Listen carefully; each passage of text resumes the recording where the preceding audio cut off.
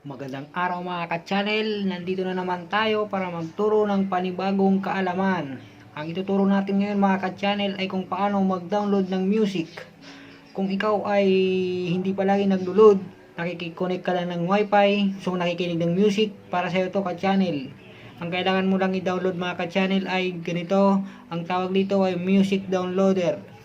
Tapos download ka niya ka-channel, i-click mo lang yan. Hindi ko na ituturo sa inyo kung paano mag-download dahil napakadali lang ka-channel.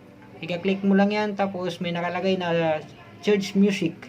Tapos ilalagay mo lang doon, i-search mo lang yung gusto mong music, pwede mo nang ma-download ka-channel. So yun lang mga ka-channel, madali lang. Hindi ko na ituturo sa inyo kung paano mag-download kasi madali lang ka-channel. I-click nyo lang yung application at i-click nyo lang yung application, tapos nandun na, i-search mo na lang. So hanggang dito na lang ka mga ka-channel.